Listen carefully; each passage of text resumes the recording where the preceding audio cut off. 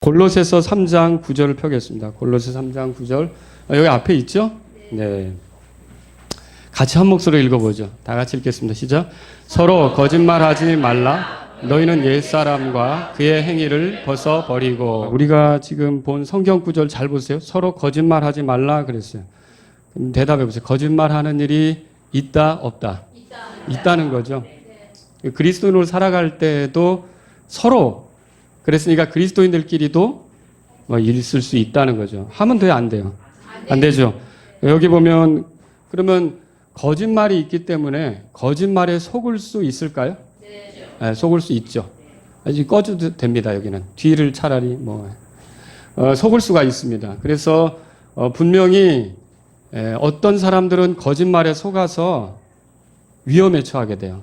여러분 그 인간의 역사가 왜 이렇게 망가졌는지 아세요? 이 거짓말로 시작이 된 거예요.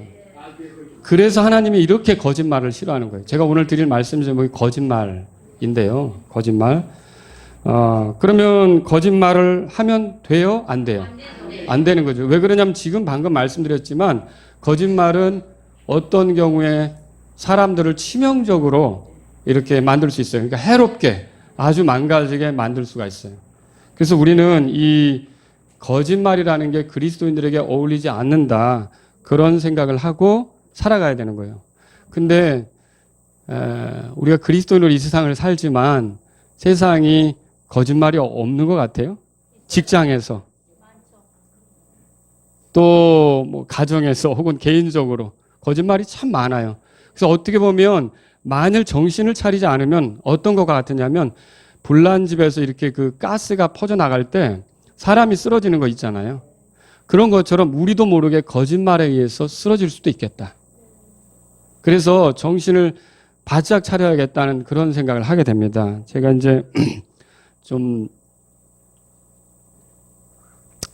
이거는 이제 지난 9월 28일에 토요일 밤에 서초동에서 있었던 그 집회예요. 집회의 내용은 뭐냐면 검찰 개혁을 촉구하고 조국 법무부 장관을 지지하는 대규모 촛불 집회가 열렸어요.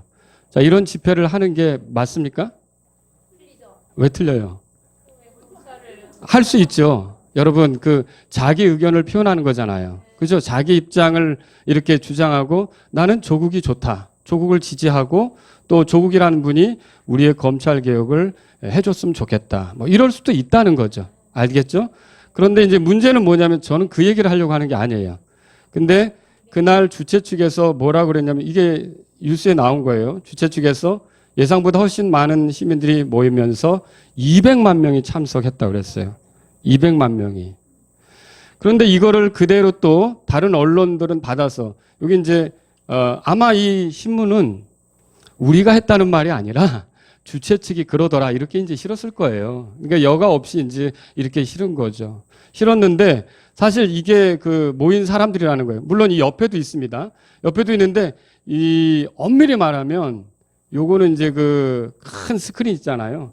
큰 스크린이고 요 앞에 부분이죠. 여기 뒤에는 강남에 그날 서리풀 축제가 있었어요. 마지막 날 많은 인파들이 같이 모였던 거죠. 그런데 이때 200만이 모였다고 그랬는데 여러분 고양시 인구가 얼마인지 아세요? 100만이에요. 고양시 인구의 2배가 모인 거죠. 그러면 어마어마한 거죠. 그리고 여당에서도 뭐라 그랬냐면 대변인이 통제받지 않는 무소불위의 검찰 권력 폭주에 보다 못한 국민이 나섰다. 좋은 말이에요. 어제 200만 국민이 검찰청 앞에 모여 검찰 개혁을 외쳤다. 아주 200만이 모인 거를 기정사실화 했어요. 그래서 제가 세상이 미쳐 돌아가는구나. 쉽게 그런 생각을 했어요. 아니 이 행위 자체가 문제가 그러니까 이거를 나는 조국을 지지한다 이게 문제가 아니라 왜 저렇게 거짓말로 사람들이 살아갈까? 왜 이렇게 할까? 그리고 그리스도인은 아무 생각도 못하고 자기가 그냥 지지하고 동조하면 거기에 따라가는 거예요. 제가 오늘 이 설교를 하는 이유는요. 그리스도인들은요. 정신 차리셔야 돼요. 나무 토막을 가지고 나무 한쪽 그 토막을 반을 썰어서 불을 피우고 또 반쪽으로 우상을 만들어요. 그런데 조금만 생각을 해보면 그 나무 토막으로 만든 그 우상을 섬기면 안 된다는 걸 알거든요. 그게 거짓이라는 걸 알잖아요. 근데 이사야서 보면 속아 넘어간 마음에 그렇게 한다는 거예요. 그러니까 저와 여러분들이 뭐에 속기 시작하고 거기에 이제 단련이 되기 시작하면요. 뭐 진짜 이단자가 나와서 뭐라고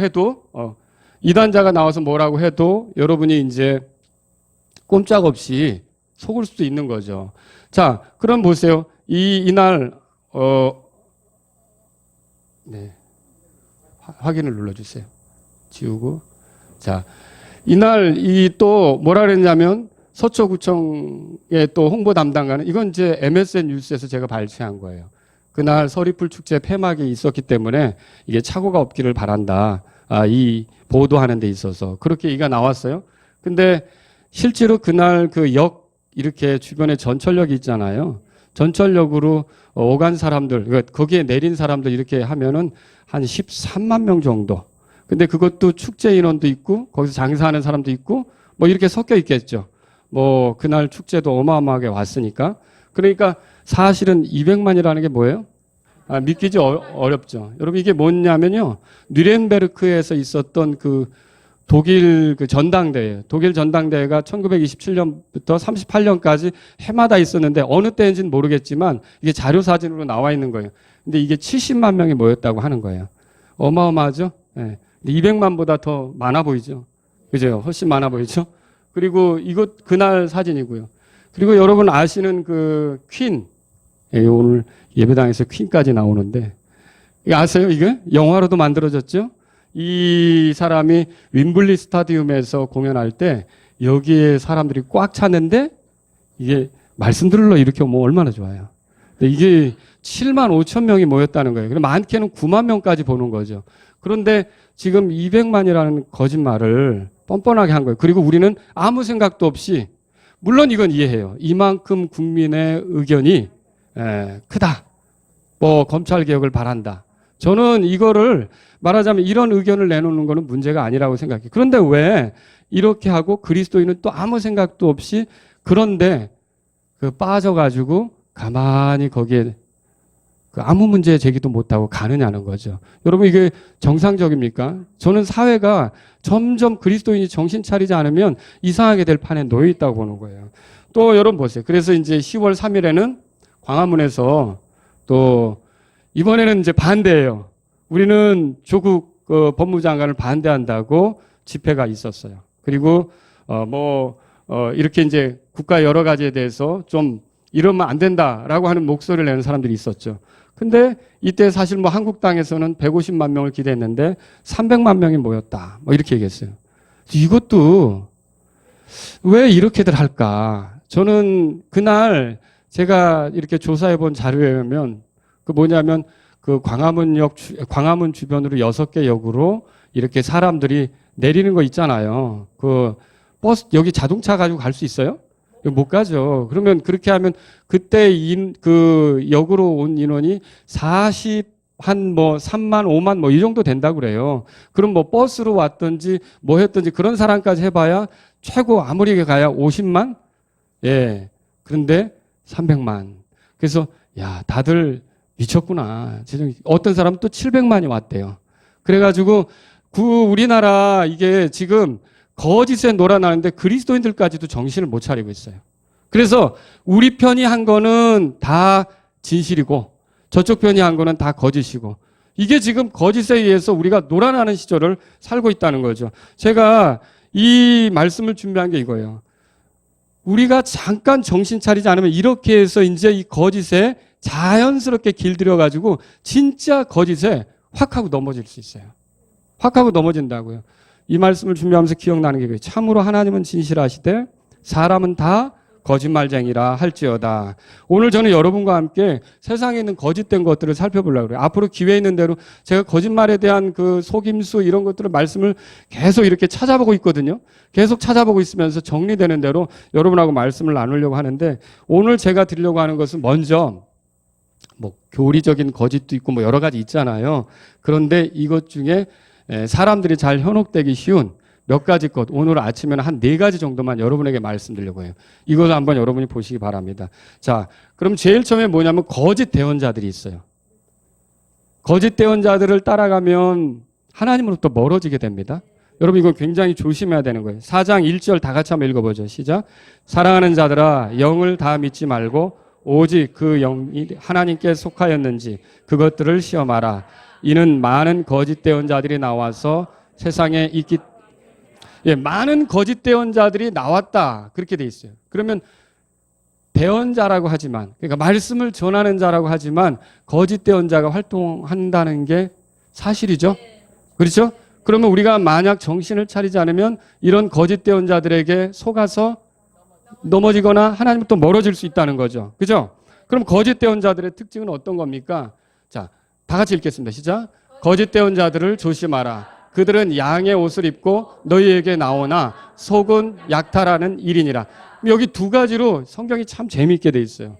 옷을 입었다고 하지만 속은 다르다. 그러니까 겉에는 양의 옷을 입었다 그랬죠? 속은 약탈하는 일이다 그랬어요. 그러면 거짓 대언자들은 겉과 속이 다른 거예요. 그러니까 거짓 대언자들은 위선자들이죠. 그러니까 남들에게 보여지는 거하고 실제로 그 사람 자체가 다른 거죠. 그래서 보세요. 아주 자크로 잘 입었죠. 예. 그래서 이 거짓 대언자가 이렇다는 거죠. 겉으로는 양의 옷을 입었지만 속은 뭐예요? 실제 정체는 일이다.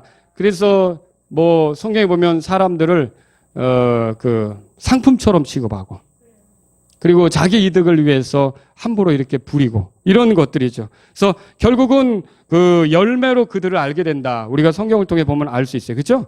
또 거짓 대언자들은 어떻습니까? 다 같이 한번 읽어보죠. 시작. 모든 사람이 너희에 대해 좋게 말할 때 너희에게 화가 있을지어다. 그들의 조상들이 거짓 대언자들에게 그렇게 행하였느냐. 이 거짓 대언자들의 특징이 뭡니까? 사람들에게 듣기 좋은 소리를 하는 거예요. 그 왜 듣기 좋은 소리를 합니까? 그 사람이 나를 싫어하면 안 되니까. 그래서 여러분 그 아합이 전쟁에 나가려고 할 때 대언자를 부르는데 400명을 불렀어요. 그들이 다 나가면 하나님이 함께 하셔서 승리한다고 그랬죠. 근데 미가야가 있죠. 이 사람은 안 불렀어요. 왜 안 불렀냐면 늘 부정적인 얘기를 하니까. 근데 사실 그 사람이 진짜 대언자거든요. 그렇잖아요. 그러니까 거짓 대언자의 특징은 뭐냐면 사람들에게 비유를 맞춰요. 그래서 사람들이 듣기 좋아하는 소리만 한다라고 하는 거죠. 그래서 만약 사역을 하면서 아무도 나를 싫어하는 이가 없다. 그럼 그것도 좀 이상한 것 같아요. 그래서 저도 이 말씀을 준비하면서 위로를 좀 받았어요. 뭔 뜻인지 알겠죠? 네. 자, 그래서 우리가 이렇게 거짓 대언자들은 모든 사람에게 좋은 소리만 이렇게 들으려고 좋게 말한다. 이걸 알 수가 있는 거예요. 이런 거짓 대언자가 있고요. 또 예레미야 28장 15절 보세요. 여기는 어떤 얘기냐면 예레미야가 하나님의 뜻을 백성에게 전했어요. 뭐라고 전했냐면 이제 유다인들은 다 됐고 바벨론으로 포로로 끌려가 가지고 포로 생활을 해야 된다. 그리고 나중에 이제 회복되어 올 건데 일단 하나님의 계획은 바벨론 포로로 끌려가는 거다. 이게 하나님의 계획을 알렸던 거예요. 근데 거기에 이제 하나냐라고 하는 대언자가 나타나서 뭐라 그랬냐면 바벨론 걱정하지 마라. 하나님의 뜻은 뭐냐면 2년 내에 바벨론의 모든 멍에를 각 나라에게 얹었던 모든 멍에를 끊어버리실 것이다. 그러니까 바벨론 포로로 끌려가는 일은 없을 것이다. 이렇게 얘기했던 거죠. 자, 그러면 이거는 하나님의 뜻하고 완전히 반대가 되는 거죠. 틀린 얘기죠. 그래서 여러분 다 같이 읽어보겠어요. 시작. 하나님께 이르되 하나냐야 이제 들으래. 주께서 너를 보내지 아니하셨거늘 내가 이 백성으로 하여금 거짓을 신뢰하게 하는도다.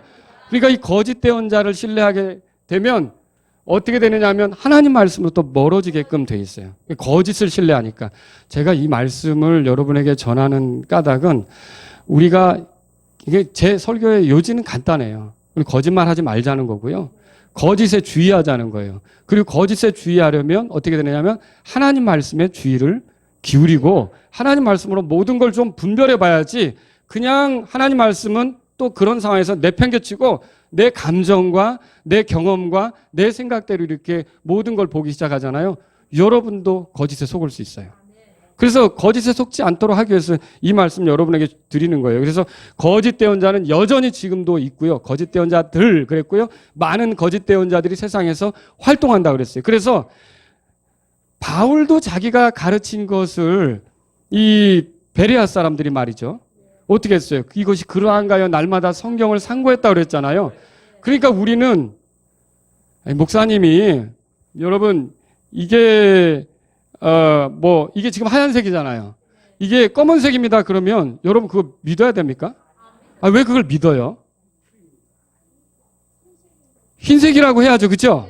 그러니까 이게 뭐예요? 아무리 목회자라도 그 사람이 말하는 거를 다 믿는 게 믿음이 아니라 성경대로 말할 때 그걸 믿는 게 믿음이에요. 이게 바보같이 거짓에 속기 시작하면 걷잡을 수 없도록 그렇게 거짓에 빨려드는 거죠. 그러니까 에덴 동산에서 거짓에 속아가지고 우리가 지금 이렇게 된 거 아닙니까? 그래서 지금도 하나님 뭐냐면 새 성품을 가진 우리가 거짓말하지 말고 서로 속이지 말고 속지 말고 진리 가운데 거하기를 원하시는 거라는 거죠. 그래서 거짓 대언자들이 있다는 걸 알아야 돼요. 그 거짓 대언자들은 거짓을 신뢰하게 만들죠. 두 번째로 뭐냐면 거짓 증인들이 있어요.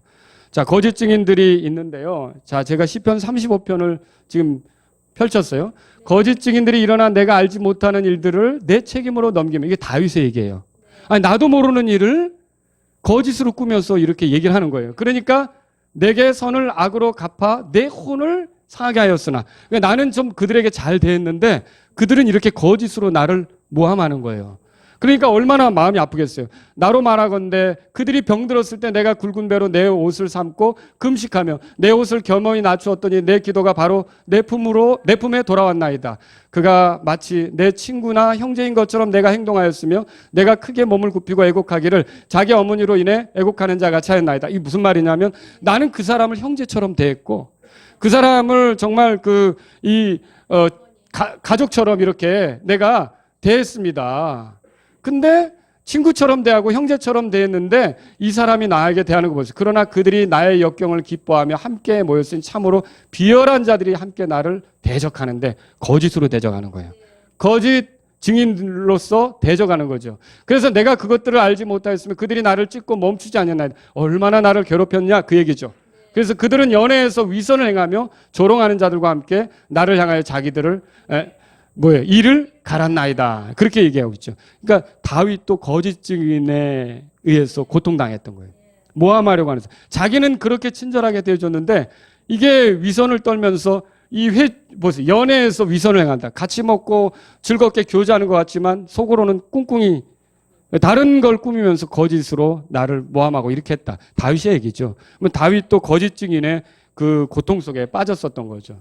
여러분 그 이세벨 아시죠? 나봇이 포도밭 그것을 아합이 그렇게 탐을 냈잖아요. 그것 때문에 먹지도 않고 막 골라 있었잖아요. 그렇죠?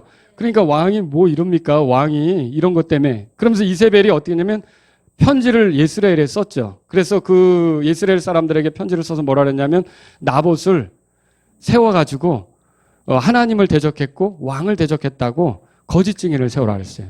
그래서 그 거짓 증인들이 세워져서 어떻게 됐냐면 돌 맞아 죽었어요. 그리고 나봇이 그 포도밭을 뺏기게 된 거죠. 죽어서. 그러니까 이거 하나님이 기뻐하셨습니까? 하나님께서 바로 대언자를 보내가지고 뭐라 했어요? 너가 그렇게 피를 흘리게 한 것처럼 그 거짓으로 피를 흘리게 한 것처럼 너도 무사하지 못할 거다. 그래서 어때요? 나중에 아합의 피를 개들이 핥고 또 이세벨은 창에서 떨어졌는데 어떻게 했어요? 개들이 다 그걸 먹어가지고 조금밖에 안 남았잖아요. 그죠? 손 이렇게. 그래서 이게 하나님께서는 거짓말을 어떻게 해요? 아주 싫어하시는 거예요. 하나님은 거짓을 기뻐하지 않는다는 거죠. 자, 유대 종교 지도자들은 어땠습니까? 제가 지금 그 이세벨 얘기를 한 거예요. 이게 나봇을 대적하여 증언하여 나봇이 하나님과 왕을 모독하였다 하면 그들이 그를 도시 밖으로 나가 돌로 쳐 죽였다. 성경에 나온 얘기예요. 그리고 또 여러분 보세요. 이게 또 유대 종교 지도자들이면 영적인 인도자들 아닙니까? 근데 예수님을 못 죽여가지고 뭘 하냐면요. 거짓 증인을 구했대요. 이제 수제자상들과 장로들과 온 공회가 예수님을 죽이려고 그분을 대적할 거짓 증인을 구하대. 아니, 거짓 증인을 찾아다닌 거예요. 얼마나 하나님 앞에 이게 정말 벌받을 일입니까? 이렇게 했었던 거예요. 거짓 증인들이 있었단 말이에요. 그러면 거짓 증인들은 뭐 합니까? 거짓 증인들은 거짓말을 해요. 그래서 여러분들이 거짓 증인들을 조심해야 되고 거짓 증인이 되는 일이 없어야 되는 거죠. 자, 한번 성경 읽어보죠. 시작. 신실한 증인은 거짓말을 하지 아니하나 거짓 증인은 거짓말을 하리로다. 거짓 증인은 거짓말하는 거예요. 여러분 이 거짓말을 한 사람들은 나중에 보면 불과 유황이 타는 곳에서 심판받는 거 아시죠? 이거 회개해야 되는 거예요. 거짓 증인들은요. 그리고요 또 한번 보세요. 다 같이 읽겠습니다. 시작. 진실한 증인은 혼도를 건지거니와 속이는 증인은 거짓말을 하느니라. 그러니까 진실한 증인, 우리가 진실한 증인, 신실한 증인이 돼야 되는 거지 거짓 증인, 속이는 증인이 되어서는 안 되는 거죠. 그래서 이것이 여전히 이 세상 속에 있어요. 법정에서도 있고요. 이 거짓 증언 때문에 사람이 죄도 없는데 감옥에 들어가서 고생하는 사람도 있는 거고요. 그러니까 이게 우리는 하나님께서 이걸 기뻐하지 않는다는 걸 알 필요가 있는 거죠. 세 번째는 거짓된 저울입니다. 거짓된 저울. 이게 저울은 뭐냐면요. 정의의 상징이에요. 다 같이 한번 읽어보겠습니다. 시작. 거짓된 저울은 주께 가증한 것이나 공청한 주는 그분께서 기뻐하시는 것이니.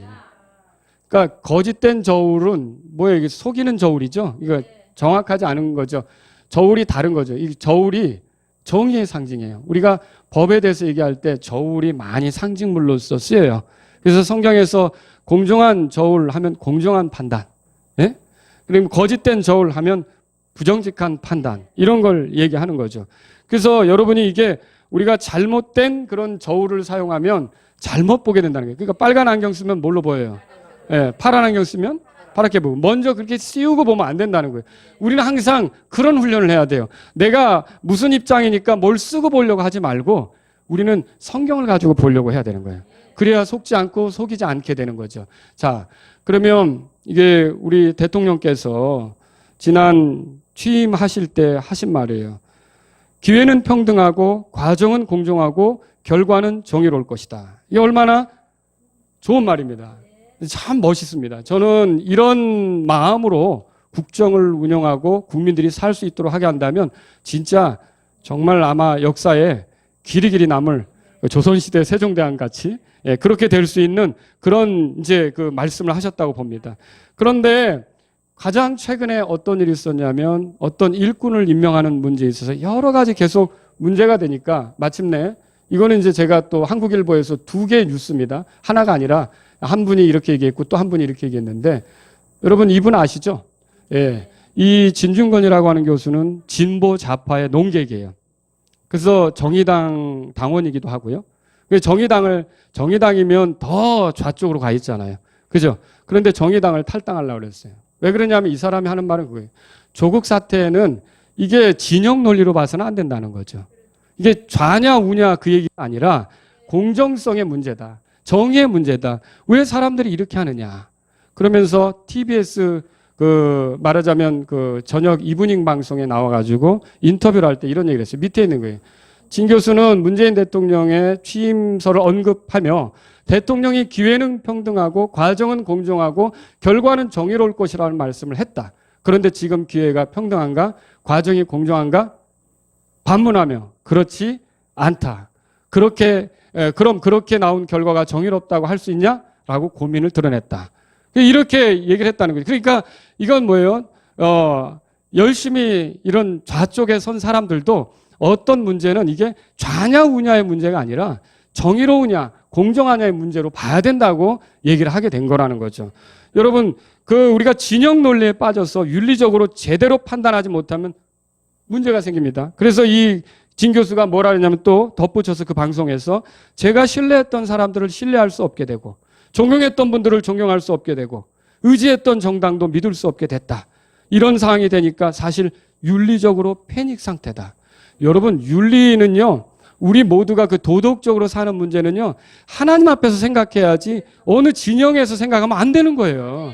이거는 정말 어리석은 일이에요. 그래서 내가 하나님 앞에 그래서 이 부분이 얘기한 것처럼 우리가 정말 하나님 말씀으로 비춰보려고 생각을 해야 되지 나는 이 편이니까 이 편에 선 사람이 하는 말은 다 옳고 저 편이니까 저 편에 하는 사람은 다 틀리고 그리스도인은 그러면 안 돼요.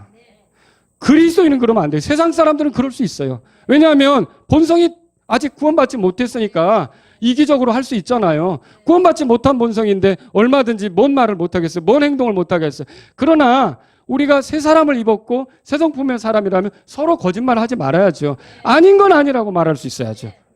이게 우리가 해야 될 거예요. 뭐 여러분은 제가 또 이런 얘기를 하니까 국가에 대해서 뭐 이렇게 어떤 반대적인 얘기를 하는 거냐? 저는 반대적인 얘기를 하려고 하는 게 아니라 여러분 사실 침례 성도인 침례자 요한은 어땠어요? 침례자 요한이 존 더 베프티스트예요. 여러분 베프티스트 침례교회 다니죠? 베프티스트 교회 다니죠? 존 더 베프티스트가 뭐였어요? 헤롯 왕이라도 자기 형제의 아내를 취하니까 침례자 요한이 뭐라 그랬어요? 이거 죄다라고 지적했어요. 죄라고 지적했어요. 벨사살 왕이 성전에서 가지고 온 그런 그 금그릇 가지고 술 마시고 연애 부리고 하니까 다니엘이 그 앞에 가서 뭐라 그랬어요? 왜 왕의 아버지 느부갓네살은 회개했는데 왕은 이러시냐고 이렇게까지 직언을 했단 말이죠. 여러분 이게 우리가 무엇이 옳은가 무엇이 잘못된가를 진영 논리로 볼 게 아니라 하나님 말씀으로 보셔야 됩니다. 제발 여러분을 다스리는 분은 하나님이세요. 믿으십니까? 예수님이세요. 예수님. 그래서 예를 들어 뭐 좌든 우든 잘못하는 건 다 잘못했다고 해야 되는 거고 옳게 하는 거는 다 지지해야 되는 거지. 내가 지지하는 쪽이니까 잘못한 거는 이거는 아니야. 그러고 넘어갈 수 있어. 또 내가 지지 안 하는 쪽이니까 저건 잘못한 건 저거는 이건 안 된다는 거죠. 우리는 그리스도인인 것을 먼저 생각해야 돼요. 왜 그러세요? 왜? 그리스도인인 걸 생각해. 자꾸 이런 식으로 가다 보면요. 여러분도 모르게 속는 거예요. 서로 다른 추는 주께 가증하다 그랬어요. 그죠? 자, 한번 읽어보세요. 다 같이 읽겠습니다. 시작. 서로 다른 추는 주께 가증한 것이요. 거짓된. 그러면 서로 다른 추가 뭐예요? 서로 다른 추가 여기다가 될 때하고 여기다가 될 때하고 다른 자를 쓰는 거예요. 그러니까 요거 달 때하고 요거 달 때를 다른 저울추를 쓰는 거죠. 이거 공정한 겁니까? 아니라는 거죠. 성경이 분명히 말해요. 우리도 혹시 모르게 내가 내가 우 이런 생각으로 하나님 말씀으로 보는 게 아니라 거기에 끌려서 자질을 한다. 거기에 끌려서 저울질을 한다. 그럼 여러분 벌써 이 말씀에 어긋나는 거예요. 저는 성경에 대해서 명확하게 말씀드리고 싶은 거예요. 이렇게 가는 거는 여러분이 나중에 주님 앞에 가서 계산하셔야 돼요. 너 왜 그런 식으로 생각했고 그런 식으로 말했고 그런 식으로 다른 사람에게 얘기했고 그런 식으로 행동했느냐. 그냥 마라나타 침례교회 성도들은요. 하나님 말씀이 기준이 돼야 되는 거예요. 다른 어떤 것도 잣대가 되는 게 아니라 이 하나님 말씀 갖다가 봐야 되는 거죠. 여러분 내로남불이라고 많이 들어보셨잖아요. 저도 이 말 처음엔 몰랐어요. 도대체 그래서 한자를 찾아보려고 했더니 로자가 한자가 안 나오는 거예요. 왠지 아시죠? 로맨스니까. 로맨스가 영어잖아요. 그러니까 이게 사자성어인 줄 알았는데 처음에. 그럼 이게 뭐 내로남불이 뭐예요? 내가 뭐 하면 로맨스고 남이 하면 불륜이고 무슨 말인지 알겠죠? 그러니까 이게 뭐예요? 적폐청산은 반드시 필요합니까? 필요하죠. 적폐청산 필요하죠. 근데 성경에 보면 이게 있어요. 뭐가 있냐면 남의 눈에 티는 보면서 자기 눈에 들보는 보지 못한다. 이거 그러니까 남을 적폐를 하려고 청산을 하려고 하면 자기 자신은 더 어떻게 해야 돼요? 더 엄격해야죠. 더 엄격해야죠. 그게 성경 아닙니까? 근데 나는 이래도 되고 저래도 되고 하면서 남의 적폐만 쑤시면 그거 됩니까? 그거 안 되는 거죠. 그게 바로 거짓된 저울을 사용하는 거예요. 두 개의 다른 추를 써서 잣대를 이렇게 다르게 들이대는 거죠. 그래서 여러분 이게 뭐 말하자면 항상 이제 정권이 끝나면 문제가 생길 거예요. 그런데 예를 들어서 이명박 대통령 시절이나 박근혜 대통령 시절에 뭐가 잘못된 게 있어서 우리가 그것을 아니다. 우리 사회에서는 그런 것들이 있어서는 안 된다라고 했으면 이번에 문재인 대통령이 통치할 때도 그건 있으면 됩니까? 안 됩니까? 똑같이 해야지요. 똑같이. 그때는 안 되고 지금은 조금 봐줄 수 있고 이건 아니라는 거예요. 이거는 다른 저울을 가져다 되는 거예요. 그래서 어느 시절이고 공정하기를 원해야 되는데 이게 사실 세상 사람들은 안 그래요. 이득이 먼저죠. 세상 사람들이 그렇더라도 믿는 사람은 그러면 안 된다는 거예요. 저는 지금 믿는 여러분에게 설교하는 거예요. 이게 제발 그리스도인들이 정신을 차리셔야 돼요. 왜냐하면 그렇게 할 때 아까 대통령이 말씀하신 대로 기회는 공정하고 기회는 평등하고 과정은 공정하고 결과는 정의로울 것이라는 그 약속이 실현될 것이기 때문에 그러죠. 그래야 대통령이 잘했다. 이 임기를 잘 마쳤다. 이런 소리를 듣는 거 아닙니까? 그런 사회가 돼야 되는 거예요. 그런 사회가 돼야 되는 거죠. 그리고요, 이렇게 거짓된 저울로 우리는 사람들을 판단하거나 이렇게 할 게 아니라 우리도 모르게 거짓된 저울로 얘기하는 것은 현혹돼서도 안 되는 거고요. 저와 여러분들은 저울이 있어요. 따로. 자가 있단 말이에요. 그 자는 뭐예요, 여러분? 하나님 말씀이에요. 그래서 하나님 말씀으로 공정하게 볼 수 있는 여러분이 정치에 대해서 알고 싶잖아요. 오늘 뭐 잠깐 뭐 이렇게 자꾸 여러 가지 얘기 나오는데 그러면 열왕기상하 읽어보세요. 역대기상하 읽어보세요. 사무엘기상하 읽어보세요. 그러면 거기에 다 나와요. 성경이 정치에 대해서도 얘기해요. 그러니까 우리가 어떻게 다스리고 그러니까 지도자가 잘못되면 여로보암이 세워지니까 백성이 어떻게 되든가요? 고생했죠. 고생했어요. 히스기야가 세워지니까 어떤가요? 주변에 아시리아가 완전히 장악을 했어도 그 강대국 앞에서 예루살렘은 굳건했잖아요. 이게 우리가 정치에 대해서 알려면 이런 성경을 쭉 보시라는 거예요. 그럼 거기서 다 원리 나와요. 아, 이렇게 통치하는구나. 아, 이렇게 통치하면 안 되는구나. 아, 이건 잘못된 통치 방법이구나. 이건 하나님이 기뻐하는 통치 방법이구나. 그걸 알아야 되지. 이제 가만히 생각해 보면요. 그런 생각 해볼 때가 있어요. 우리나라에 성경을 통해서 정치 원리를 배우는 그런 학교가 생기면 어떨까? 그런 생각이 들 때도 있어요. 예. 왜냐하면 일반 대학교 가면은 다 세상적인 사고로 정치학을 공부하잖아요. 뜻 있는 분은 나중에 만들어 보세요. 학생들. 예. 예, 그래서 어쨌든 네 번째는 뭡니까? 네 번째는 거짓된 평화예요. 거짓된 평화. 다 같이 한번 읽어보시죠. 시작.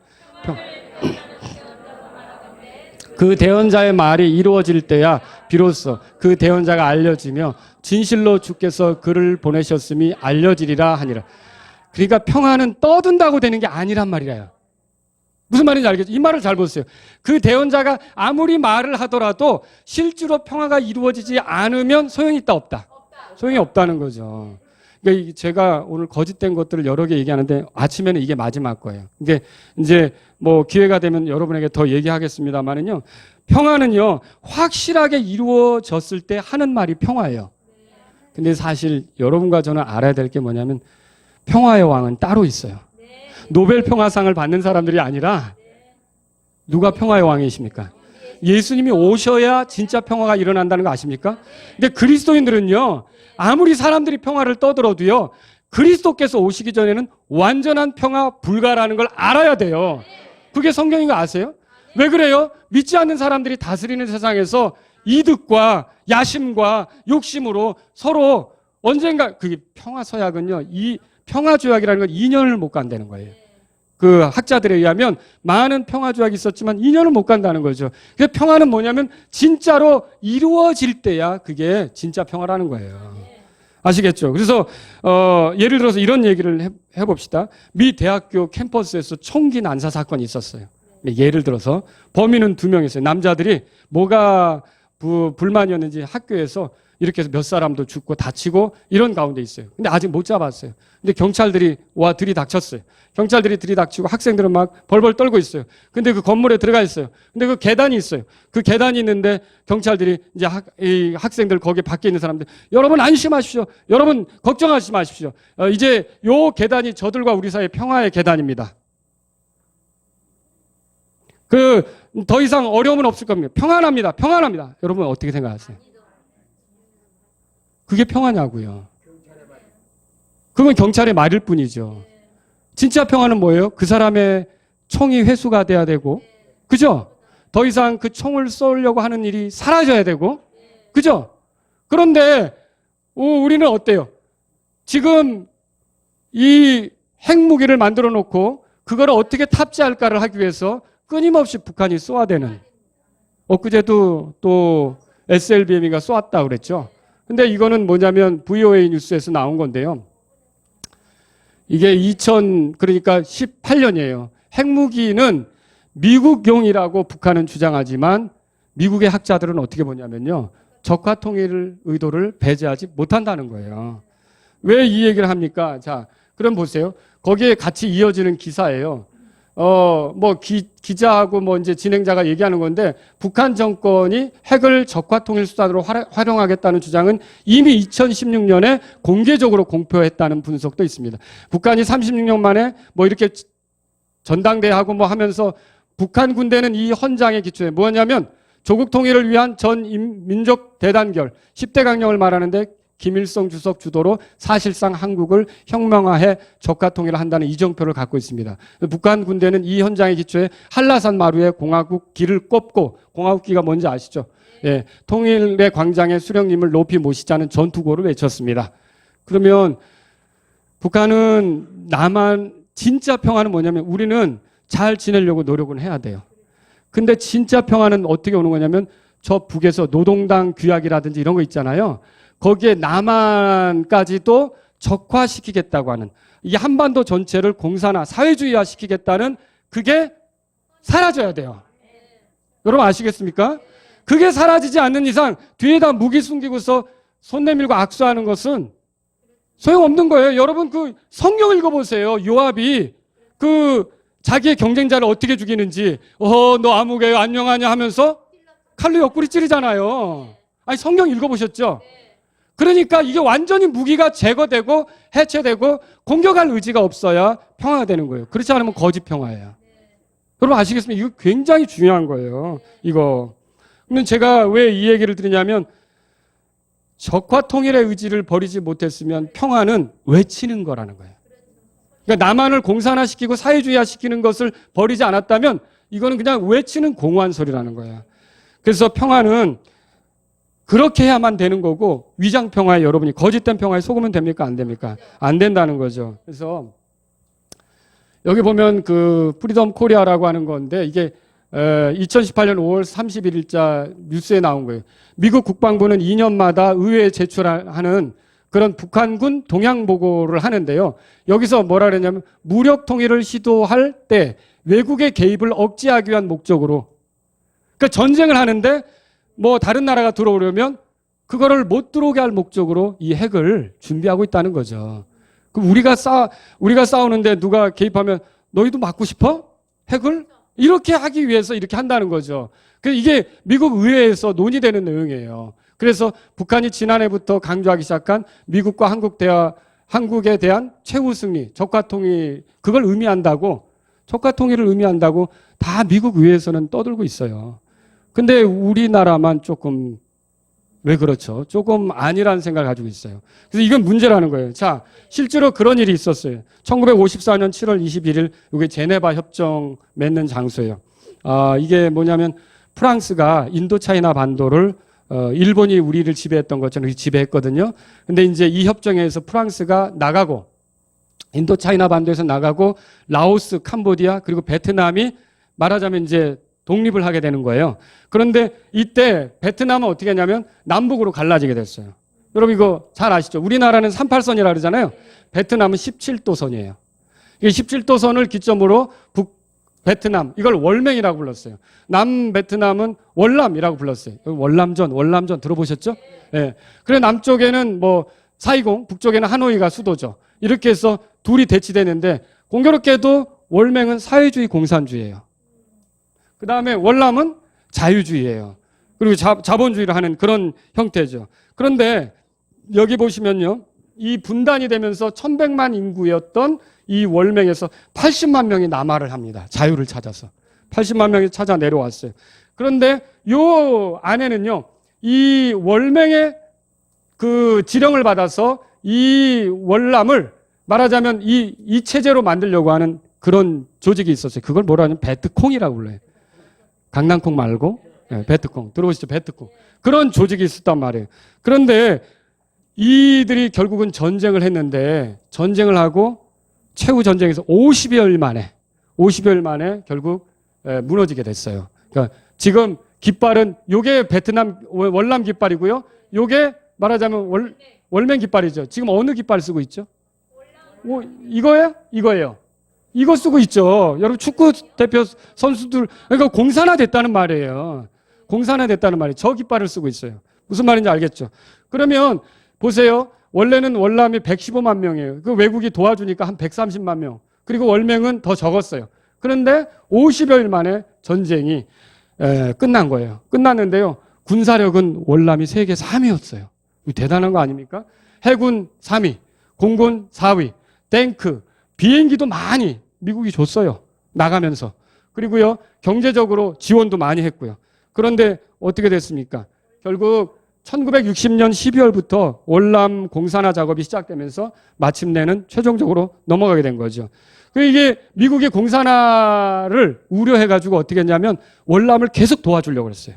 아, 여기가 공산화되면 안 되겠다. 여기가 다 이렇게 사회주의로 되면 안 되겠다. 그래서 1964년 8월 초 미국 7함대 소속 매독수호가 월맹의 어뢰 공격을 받는다는 거, 그게 이제 하나의 이슈가 돼서 이 전쟁에 미국이 참여하게 된 거예요. 근데 아무리 생각해도 월맹이 미국이 있는 한 월남을 못 삼키는 거예요. 먹을 수가 없겠는 거예요. 그래서 어떻게 했냐면 결국 평화조약으로 이 미군을 철수시키고 그 다음에 이 남쪽에는 민중봉기를 통한 인민민주주의 정권을 수립하고 무력으로 남반부를 해방한다. 그리고 적화 통일을 달성한다. 이 계획을 세웠어요. 그리고 이 계획은 그대로 실현이 됐어요. 근데 이 계획이 하필이면 북한의 계획하고 너무 같습니다. 이게 무슨 말인지 알겠죠? 그래서 이게 월맹의 기만 전술, 그러니까 평화 이런 조약에 의해서 결국은 미군이 평화협정을 맺었는데 평화협정을 맺고 2년 정도 지나서 월남이 말하자면 무너지게 된 겁니다. 월남이 무너지게 된 거죠. 근데 그간에 어떤 일이 있었냐면 이게 문제, 내부의 적이라는 게 문제죠. 이 쭈엉딘쭈라고 하는 사람은요, 대통령 선거에서 2등을 한 사람이에요. 근데 이 사람은 계속 월맹과 대화를 통해 얼마든지 협상이 가능하다. 평화적으로 남북 문제를 해결하겠다. 이런 주의였어요. 근데 나중에 통일이 되고 보니까 이 사람이 고정 간첩이었다는 게 드러났어요. 그리고요, 이 사람은 그러면 상 받았느냐? 아니요, 이 사람은 좀 어떻게 되냐면요, 역사적 자료에 의하면 통일 이후에 인간 개조 학습소에 수감되었어요. 그리고 하루에 100g 정도의 식량을 배급받으면서 이렇게 살다가 어떻게 됐냐면 마침내 80년대 중반에 가서 죽게 된 걸로 알려지고 있어요. 이게 열심히 노력했지만 소용이 없었던 거죠. 그리고 여러분, 대통령 정치특별보좌관 이런 사람도 간첩이었던 거고요. 나중에 알려진 것이지만 6천 명 정도의 공산당원들이 월남에 숨어서 활동하고 있었던 거예요. 그리고요, 얼마나 기가 막힌지 대통령 회의가 있잖아요. 그러면 군사 회의가 있잖아요. 그럼 바로 다음 날이면 베트콩한테 다 보고가 들어가는 거예요. 그럼 뭐예요? 간첩이 있었다는 거죠. 그러니까 회의해도 소용없는 거예요. 무슨 회의를 해도 저쪽에서 다 듣는 거죠. 시리아, 여러분 성경 읽어보니까 그 시리아가 있는데 엘리사 때문에 고민하잖아요. 왜냐면 왕의 회의를 하는데 저쪽에서 다 알아가지고 미리미리 군사 배치하고 피해가고 이스라엘이 그러니까. 근데 원인은 뭐였어요? 엘리사였죠. 엘리사. 누가 저기 있어서 그러냐라고 왕이 고민했는데, 그래서 엘리사 잡으러 오잖아요. 근데 나중에 눈 멀어가지고 나중에 이제 돌아가지만. 그러니까 이게 이런 것들이 있어서 결국은 간첩들이 판을 쳤어요. 그래가지고 아까 그 대통령 후보 얘기한 거고요. 경찰 장관도 간첩, 도지사도 간첩, 군인도 간첩. 그래서 결국 어떠냐면 월남이 망해가지고 여기서 탈출하느라고 보트 피플, 그래서 생긴 말이죠. 들어보셨어요? 자기 땅을 잃어버리니까 이렇게 결국은 물에 떠가지고 우리 받아달라고 이 나라 가서, 이거 폭풍이 일어나면 어떻게 되겠어요? 이 나라 가서 우리 받아달라고 그러고 저 나라 가서 받아달라고, 이런 형편이 된 거죠. 이게 왜 그래요? 이게 다른 게 아니에요. 거짓된 평화 때문에 그래요. 여러분 성경 읽어보겠습니다. 시작. 이는 그들의 작은 자로부터 그들의 가장 큰 자 이르기까지 탐욕에 다 빠지고 대언자로부터 제사장에 이르기까지 다 거짓으로 행하기 때문이라. 그들이 또한 내 백성의 딸의 상처를 조금 고쳐주고는 평안이 없는데도 말하기를 평안하다 평안하다. 예, 거짓으로 행한다고 그랬어요. 그러니까 이 대언자들이 제사장까지 다 거짓으로 행하는데 이 사람들이 하는 행동을 보니까 평안이 없는데도 백성들에게 뭐라 그래요? 평안하다 평안하다. 여러분, 이런 거짓된 평화에 속아서 안 된다는 거죠. 또 여기 성경 읽어보겠습니다. 다 같이 읽겠습니다. 시작. 그러므로 내가 그들의 밭도 그것들을 상속받을 자들에게 주리니 이는 가장 작은 자로부터 가장 큰 자에 이르기까지 다 탐욕에 빠지고 대언자들로부터 제사장에 이르기까지 다 거짓으로 행하기 때문이라. 그들이 내 백성의 딸을 조금 고쳐주고는 평안이 없는데도 말하기를 평안하다 평안하다 하였다. 그렇게 성경에서 말하는 건 뭐냐면 평안이라는 건 말로 되는 게 아니라는 거죠. 실제로 그게 되지 않으면 평안 얘기하면 안 된다는 거예요. 그래서 이게 보세요. 여기 보니까 다 거짓으로 행하는데 이 사람들이 거짓으로 행하다 보니까 어때요? 평안이 없는데도 사람을 평안한 것처럼 그렇게 얘기하는 거죠. 이게 위험한 일이라는 것입니다. 이게 위험한 일이라는 거예요. 결국 언론은 뭐라고 하냐면, 이제 역사가들은 뭐라고 하냐면, 여기 보세요. 베트남 공산화를 초래한 1973년 파리 평화협정. 이 협정으로 인해 미군이 철수하고 딱 2년 있다가 결국 베트남, 그러니까 월남이 무너져 내리는 거예요. 더 잘 살았어요. 돈도 더 많았어요. 그래서 이 사람들은요, 걱정 하나도 안 했어요. 왜냐하면 우리가 더 잘 살고요, 평화가 왔다고 생각했고요. 그 다음에 위기가 생기면 미국이 와서 우리가 방위 조약을 했으니까 와서 도와줄 거고요. 이런 생각을 했다는 거죠. 그런데 어때요? 월남이 월맹보다 수십 배로 잘 살았지만 결국 넘어졌어요. 무기 앞에서는 안 되는 거예요. 그리고 평화협정이 지난 2년 뒤에 이렇게 이제 공산화가 된 거죠. 2천만 명의 월남 인구가 공산당은 9,500명, 그리고 인민혁명당은 4만 명 등 0.2%의 그런 세력에 의해서 결국 넘어간 거예요. 굉장한 거죠. 그래서 여러분과 저는요, 우리가 잘 지내야 됩니다. 잘 지내야 되지만 한편으로는 경계를 늦추면 돼요, 안 돼요? 안 되는 거죠. 경계를 늦추는 거는 바보 같은 짓이에요. 그러니까 하늘을 열어주고 바다를 열어주고 땅을 열어주고 하는 것은 이건 바보 같은 짓이라는 거죠.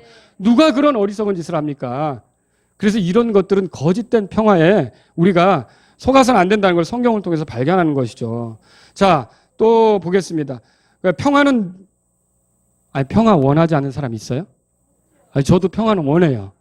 여러분 다 평화 원하죠? 근데 이 그리스도인들은요, 타락한 인간 본성을 믿어서는 안 되는 거예요. 여러분 그렇게 타락한 인간 본성 쉽게 믿을 수 있어요? 북한이 이렇게 해온 그 일들을 여러분 몰라요? 우리가 일본한테 당한 것도 서럽지만, 예를 들어 김동길 교수 같이 90 넘은 분이 실제로 전쟁을 겪은 분이 하는 얘기를 들어보면요, 정말 그 인민군들이 와서 얼마나 그 어렵게 했는지를 얘기하면, 우리는 경험을 못했지만 지금도 그런 사람들을 생각하면 함부로 말하지 못한다는 거예요. 저 북한에 대해서. 그리고 북한에서 지금 인권 같은 건 어떻게 해요? 제가 그런 사진들을 차마 못 보여드리겠어서 그 사진들을 다 해놨다가 그냥 빼놨어요. 뭐냐면 너무 잔인한 게 많아요. 아이들하고 같이 보기도 어려운. 그러면 지금도 그렇게 하는 그런 사람들인데 그분들의 심성을 믿어서 그분들이 말을 지키고 약속을 지킬 거라고 생각하세요? 여러분, 이건 사람은 죄인이에요. 왜 그리스도인들도 거기에 같이 이렇게 움직이는 겁니까? 그리스도인들이라면 정신을 차려야 되는 거예요. 이게 구원받아도 서로 거짓말하지 말라 그랬거든요. 구원받아도 서로 거짓말하지 말라 그랬어요. 그러면 구원받은 그리스도인들도 뭐 할 수 있다는 거예요? 그럼 구원받지 않은 사람은요? 얼마든지 여차하면 평화 얘기하다가 나중에, 그래서 이 평화라는 건요, 그렇게 쉽게 얻는 게 아니에요. 평화는 싸워야 얻는 거고, 평화는 힘이 있어야 얻는 거고요. 평화는 이걸 정말 지키려고 하는 그런 열정, 그런 노력이 있어야 얻는 거지, 말로써 평화를 얻는 게 아니라는 거죠. 근데 목사님 왜 자꾸 이게 무슨 시대착오적인 이념 얘기를 하시는 것 같다고 이렇게 얘기를 할지는 모르는데, 이게 이념 논쟁이라는 건 어떤 논객들이 저한테 그렇게 얘기할 수 있어요. 이 설교를 듣고. 저 목사님은 무슨 아직도 남북 이념 논쟁을 하는 것 같은데, 이 논쟁이 사라질 때는 언제냐면 저 북한이 진짜 남한을 적화하여 품은 거 있잖아요. 그거 완전히 없앨 때. 그 무기 걷고 그리고 정말 잘 상생하려고 할 때 이 이념 논쟁은 사라질 거예요. 그러니까 그전에는 이건 우리가 가지고 있어야 되는 거예요. 이거 신경 써야 된다. 조심해야 된다. 우리가 지키고 있어야 된다. 여러분이 영적 전투할 때도 세상에 대해서 그냥 아무거나 괜찮아 하고 여러분 다가갑니까? 긴장하잖아요. 근데 우리가 역사로 보면 얼마나 우리가 사는 것에 대해서 못마땅해 하고 여기는 없었어야 할 나라인 것처럼 생각하고 온전히 다 공산화 사회주의화가 됐었어야 하는 것처럼 생각하는 사람들 앞에서 우리가 어떻게 가볍게 생각하느냐는 거죠. 여러분, 그래서 경계를 소홀히 하면 안 되는 거예요. 이게 제가 또 이걸 보여드릴게요. 요거 지금도 38선이란 말을 쓰면 안 됩니다. 우리는. 왜 알죠? 요게 38선이에요. 요게.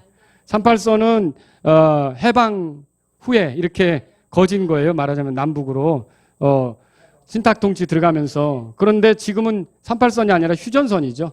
휴전선 이렇게 돼 있어요. 그죠? 요게 이 휴전선이 있는데 휴전이 무슨 뜻이에요?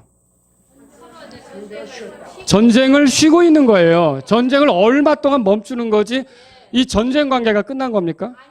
근데 이게 왜 전쟁 관계가 아직도 진행 중인 건데 전쟁이 끝난 것처럼 이렇게 하느냐는 거죠. 여러분, 이거는 북한은 우리하고 같이 피를 나눈 민족이기도 하지만 이념적으로는 분명히 대립되어 있어요. 이게 공산주의, 사회주의하고 자유주의, 자본주의가 합칠 수 있다고 보세요?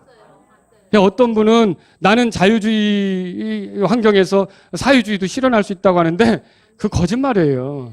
자유주의자들은 사회주의자가 될 수 없다 그래요.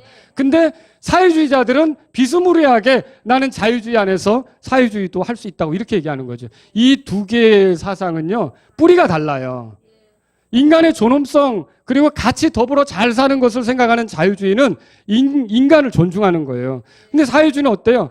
하나님이 없고, 그렇죠? 하나님을 부인하는 거잖아요. 보이지 않는 것을 부정하는 거잖아요. 종교를 아편이라고 생각하는데. 그러니까 여러분 북한에 가면은 우리나라가 사회주의 된다 그러면 어떻게 되겠어요? 이게 우리 애들은 예배드리기 이제 어렵습니다. 예배드리기 어렵습니다. 여러분은 우리가 성경으로 보셔야 돼요. 이거를 사람들이 뭐 어느 편이냐 이게 아니라 만약 여기서 우리가 사회주의가 되고 공산주의가 된다 그러면 그래 중국처럼 되거나 북한처럼 된다면 그 선교사님이 와서 하셨던 말씀대로 교회가 국가의 간섭 받는 거고요. 좀 더 강하게 하면 북한처럼 돼서 더 이상 예배도 못 드리고 다 교화소에 가가지고 반정부 체제로 몰려가지고 단련받고 이렇게 되는 거죠. 그래서 평화라는 건 말로 되는 게 아니에요. 그러니까 그리스도인들은요 항상 사람들이 말하는 평화에 대해서 그리스도가 아닌 다음엔 평화를 장담할 수 없다고 말해야 되는 거예요. 여러분 예수님 아니면 평화를 장담할 수 없어요. 예수님 아니면. 말씀을 정리하죠. 오늘 아침 우리는요, 우리가 사는 세상에 거짓이 많다는 걸 보았어요. 정말로 거짓이 판을 치는 세상 같습니다. 또 거짓말을 적절히 하는 자가 유능하게 여겨지는 시대에 살고 있어요. 정직하게 하려고 하는 자가 바보로 간주되는 시대에 사는 거죠. 세상에는 거짓된 것들이 많아요. 그리스도인들은 거짓에 속아 넘어가지 말아야 합니다. 정신 바짝 차려야 돼요. 에덴 동산에서 이브가 거짓에 속아 넘어갔을 때 영원한 파멸이 있었어요. 그리고 아까 얘기했지만 평화조약에 얼마나 데모를 했는지 몰라요. 그 월남에서. 남쪽의 베트콩과 이런 간첩인 첩자 정치인들을 선동해서 계속 데모를 일으키니까 평화조약에 합의하게 했던 거예요. 그래서 이 평화조약에 합의하고 나서 결국은 급격히 그렇게 됐는데 거짓된 평화에 속는다면 자유를 잃게 된다는 걸 아셔야 돼요. 거짓된 대언자들을 받아들이면 하나님으로부터 멀어지는 거예요. 거짓된 판단을 갖는다면 부정직한 사람이 되는 거예요. 그래서 우리는 거짓으로부터 멀리 서야 되는 거예요. 그리고요, 두 번째로 우리는 거짓의 조력자가 되어서는 안 돼요. 그래서 거짓말하지 말아야 되죠. 주께서 거짓말하지 말라 그랬어요. 거짓된 혀는 다른 사람을 해치는 것이라 그랬어요. 하나님께 심판당합니다. 사랑 안에서 진리를 말해야 되는 거죠. 왜냐하면 우리가 섬기는 하나님은요, 거짓을 진짜 싫어하세요. 거짓을 아주 싫어하세요. 그러니까 그리스도인들은요, 성경으로 꼼꼼히 보셔야 돼요. 성경으로 꼼꼼히 보셔야 돼요. 이건 어떻고 이건 어떻고. 세 번째로요, 참되기를 원한다면 여러분 이제 우리가 어떻게 해야 됩니까? 참되신 하나님 말씀으로 판단해야 돼요. 그래서 여러분 올바른 선택을 하고 올바른 관점을 가지려면요, 제발 여러분이 내 감정이 기준이 되면 안 돼요. 나하만이 문둥병 들었을 때 고침받으러 갔는데 문둥병 환자는 가까이 하면 안 되잖아요. 그러니까 엘리사가 한 말이 성경적이죠. 부르는 게 아니라 요르단강에서 씻으라 그랬잖아요. 근데 그때 나하만은 무슨 생각했어요? 내 생각에는 내게 와서 손을 얹고 안주해 주길 바랬는데 왜 내 생각대로 생각해요? 여러분, 우리가 이 세상을 보는 것은요, 내 경험, 내 관점, 내 감정, 내 기분, 이거 아니에요. 내 성향, 내가 좋아하는 거, 이거 아니에요. 여러분이 그런 거에 이제 기준을 삼고 볼 때 속아요. 속아요. 그런데 하나님 말씀을 기준으로 삼으면 여러분은 분별해낼 수 있습니다. 그래서 주의 말씀을 가까이 하라고 여러분에게 말씀드리는 거예요. 우리 다 같이 일어서시겠습니다. 오늘 이 말씀을 들으신 여러분 가운데 하나님, 제가 그리스도인으로서 살아가는 동안 거짓에 속지 않기를 원합니다. 참되게 바르게 살기를 원합니다. 그리고 또 제가 거짓에 의해서 좋은 것들을 잃어버린 일이 없기를 원합니다. 이런 분들이 있다면 이 시간 주님 앞에 나아가시고요. 제가 거짓말하지 않기를 원합니다. 남을 망치는 거짓말에 동조자가 되는 것을 원치 않습니다. 이런 분들이 있다면 주님 앞에 나아가시고요. 제가 참되신 하나님 말씀으로 모든 것들을 판별해보는 그런 사람이 되기를 원합니다. 이런 분들이 있다면 이 시간 주님 앞에 나아갔어요. 제 삶의 기준은 내 기분, 내 감정, 내 느낌, 내 성향, 내 경험, 내 것이 아니라 하나님 말씀이 내 삶의 기준입니다. 이렇게 하나님 말씀을 기준 삼아 걷기를 원하는 분들은 이 시간 주님 앞에 나아가십시오.